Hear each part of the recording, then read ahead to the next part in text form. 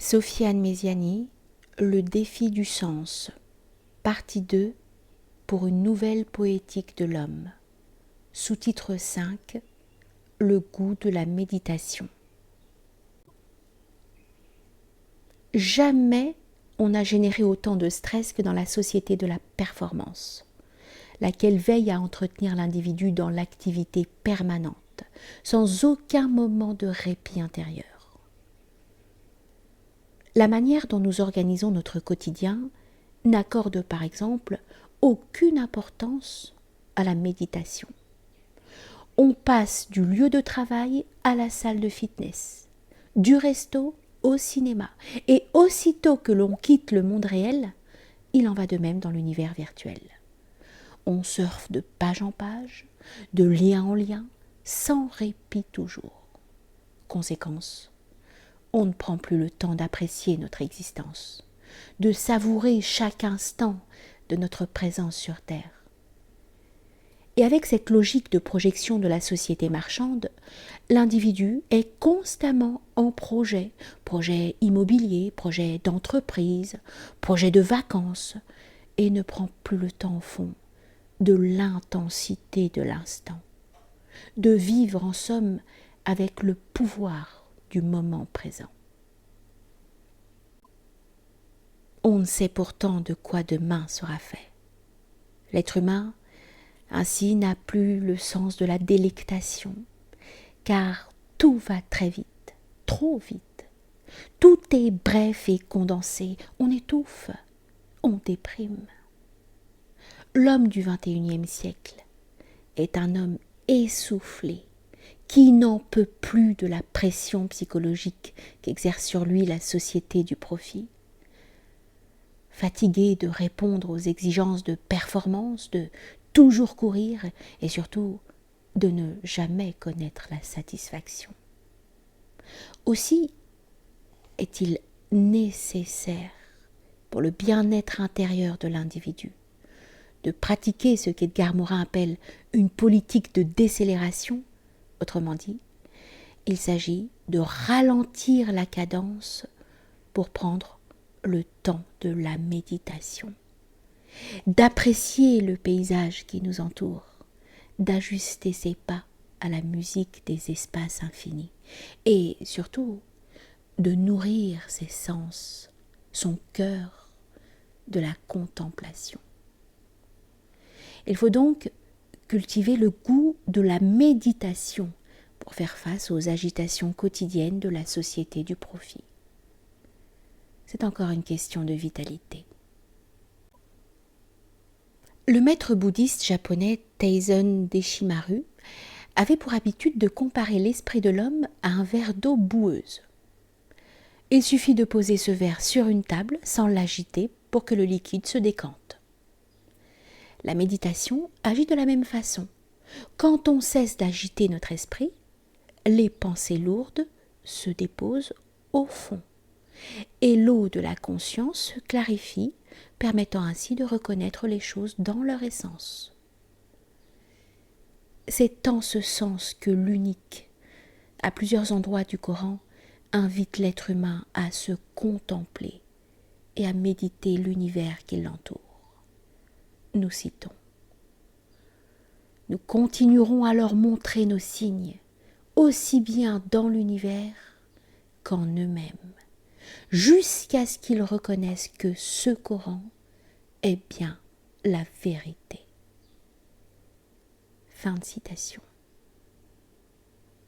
L'individu est invité à méditer la vie, la nature, l'humanité, les oiseaux qui chantent et dansent dans l'azur, les bateaux qui voguent sur l'océan, pour y repérer la marque de la divinité, pour que l'œil du cœur, al-Basira, perçoive l'âme du monde dans le corps de l'univers.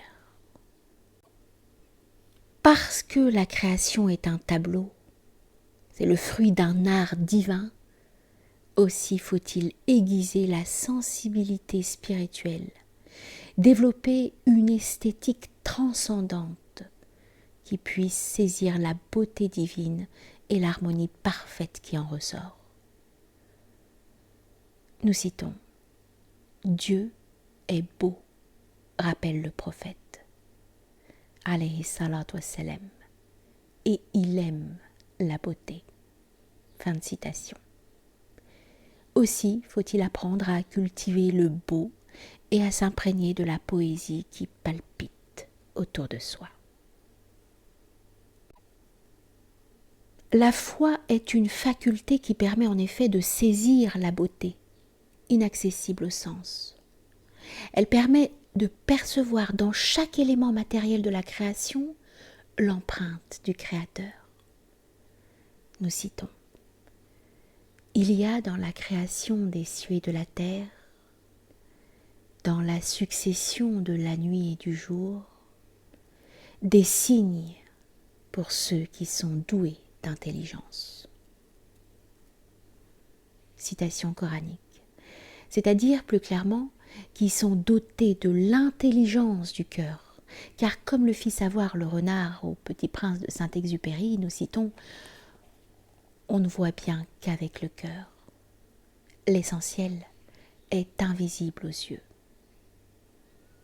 Fin de citation.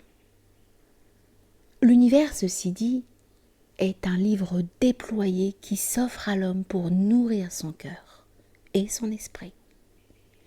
Aussi faut-il savoir y lire et surtout s'imprégner de ses éternels enseignements, de sa sagesse infinie, à l'instar des Grecs qui considéraient le cosmos comme un modèle de paix et de justice. Ces derniers, pour la plupart, puisaient leur valeur morale et spirituelle dans l'harmonie de l'univers.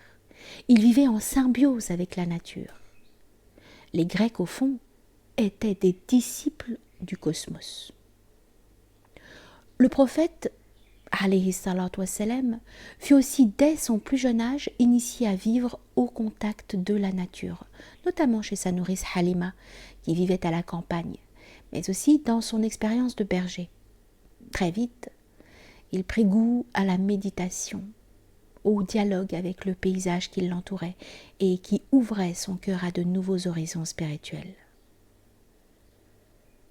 Cet amour pour le concert silencieux de la création suscita en lui l'ardent désir de rencontrer le musicien à l'origine de cette symphonie qui transcendait son être. C'est pourquoi, quelques années plus tard, il éprouvera le besoin intense de se retirer dans une grotte pour s'entretenir de cœur à cœur avec l'univers jusqu'au moment du dévoilement. La création murmure le sens de la vie. Elle nous invite à prendre conscience de la proximité divine. Méditer, projeter son regard à l'extérieur pour comprendre finalement que Dieu est à l'intérieur, en chacun d'entre nous. Nous citons un verset coranique. « Lève donc les yeux vers les cieux. Y aperçois-tu la moindre lacune? Lève-les encore par 2 fois. Ton regard reviendra vers soi, vers toi, déçu et harassé. » Fin de citation. Le regard, au retour, n'est pas le même que celui au départ. Il revient à soi avec la marque de l'humilité. Ainsi, nous sommes amenés à porter un œil nouveau sur notre être, à nous dépeindre, car chaque homme, écrit Montaigne, porte en lui la forme entière de la condition humaine.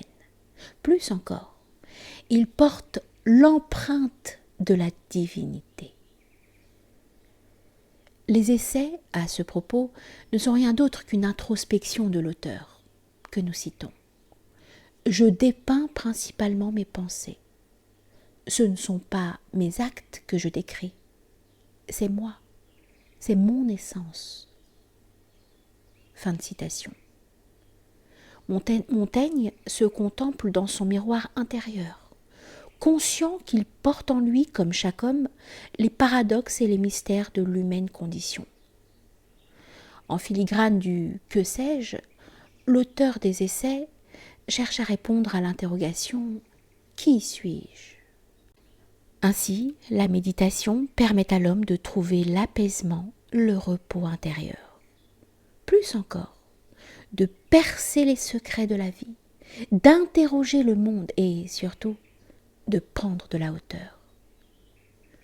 C'est une source de sagesse et de lucidité spirituelle, seule capable de briser les chaînes de l'insouciance.